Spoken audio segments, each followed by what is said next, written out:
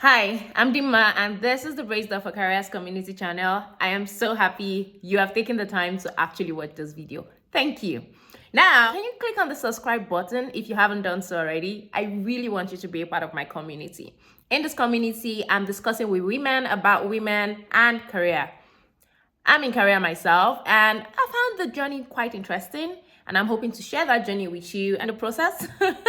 Somewhere along the line, I'm able to share something that resonates with you and is also able to help you improve your career. Today, I'm going to be discussing career transitioning, navigating career transitioning, and believe me, this is a topic that is dear to my heart because I have moved careers over the course of my journey so far. I've gone from being a biochemistry graduate to an environmental toxicologist to to sales, to business development, to technology sales, to technology consulting. Oh my.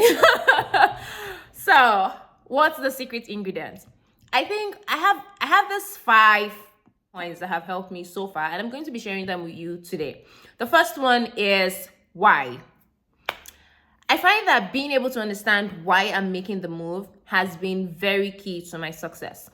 It has been very instrumental for me because it helps me understand why this move is necessary for me personally in my career journey, in my personal development.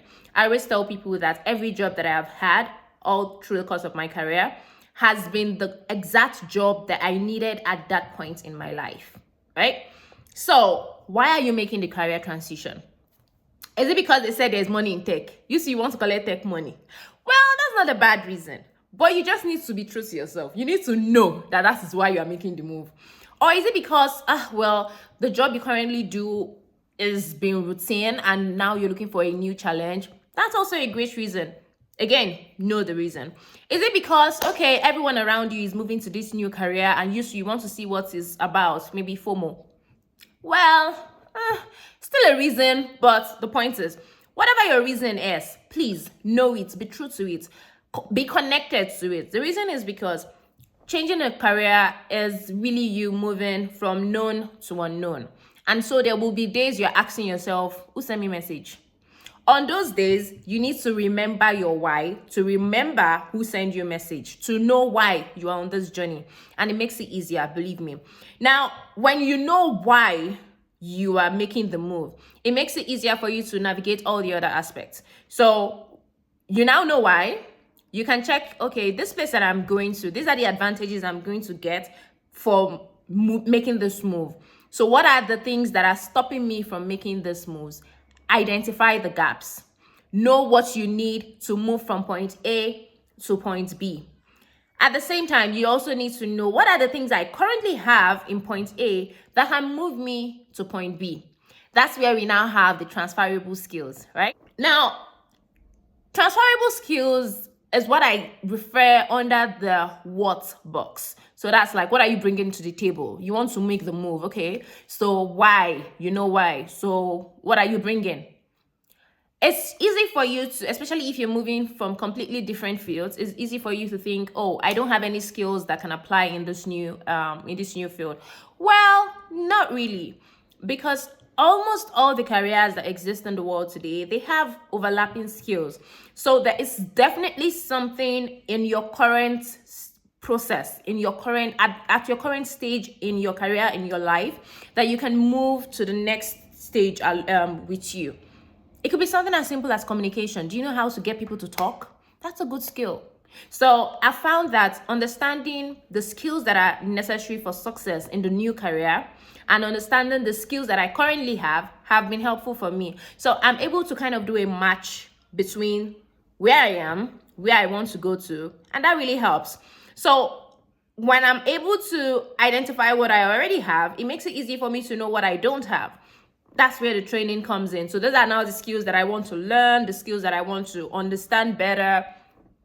So now I know my why.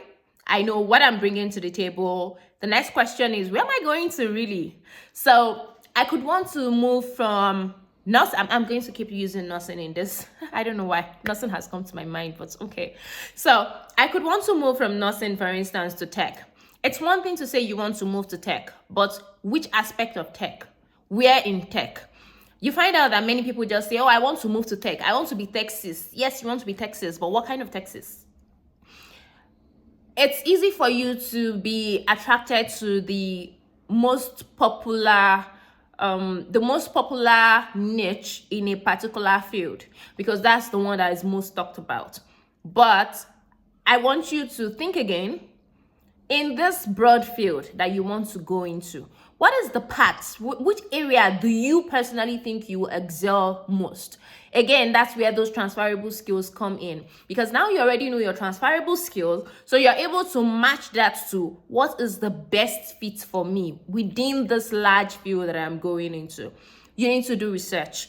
It's not just landing in one place. You need to think about, if I'm going into tech, do I want to do the actual coding? Do I want to do product management? Do I want to do program management? Do I want to do business analysis? Do I want to do data analysis? What kind of tech skills do I want to be, right? Decide for yourself. And you cannot decide without making research.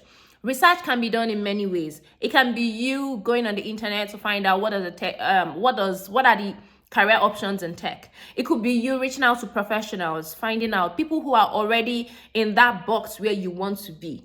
Find out what it took them to get them there. Find out if they're even enjoying it. What are the pros? What are the cons? That way, you're able to match it to your personal circumstance, and it makes it easier for you to understand if this is where you really want to go to. So now you already know why you're making the move.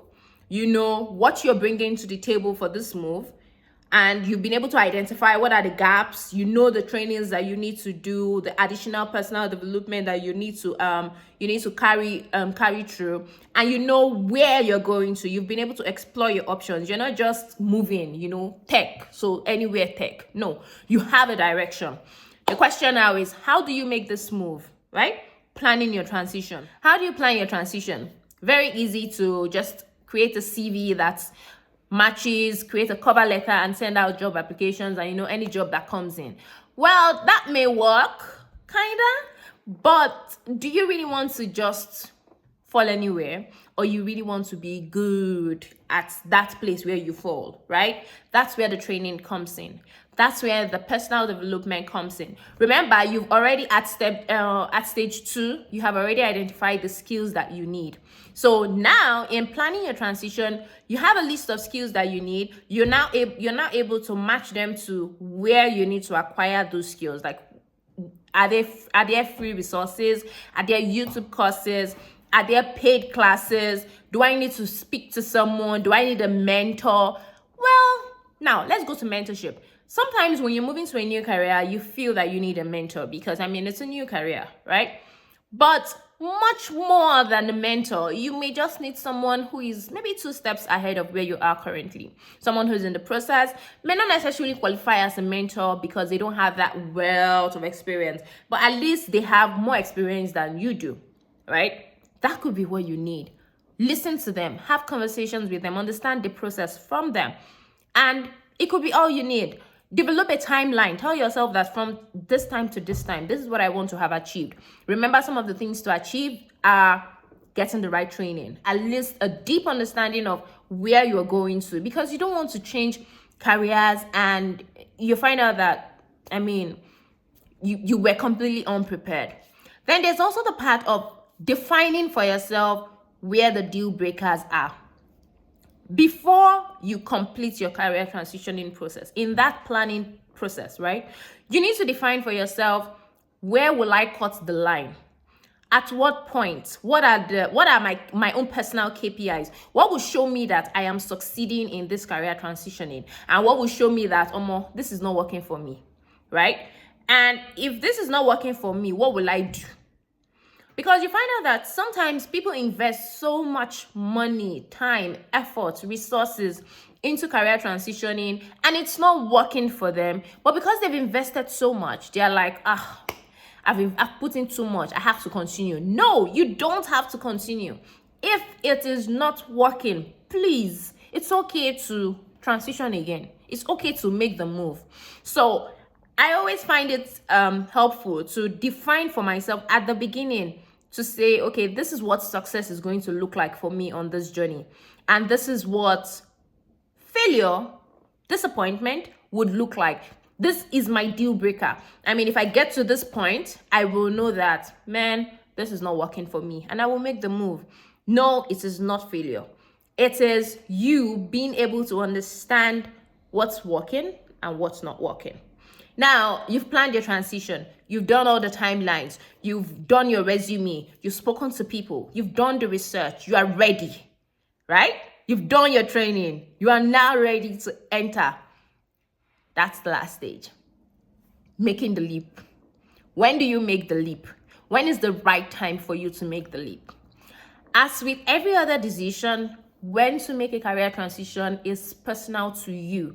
It's personal to your circumstances. It's not a decision anybody can or should make for you. So you need to think about what is the best for you at this time. Someone else may feel that you're wasting your potentials where you're currently at, and you're too good for this, you need to move to this other one. No, if it is not the time for you personally, if your circumstances do not allow for that move, please sis, it's okay to wait. Remember that in making a career transitioning process, there may be salary cuts. There may be a period of joblessness.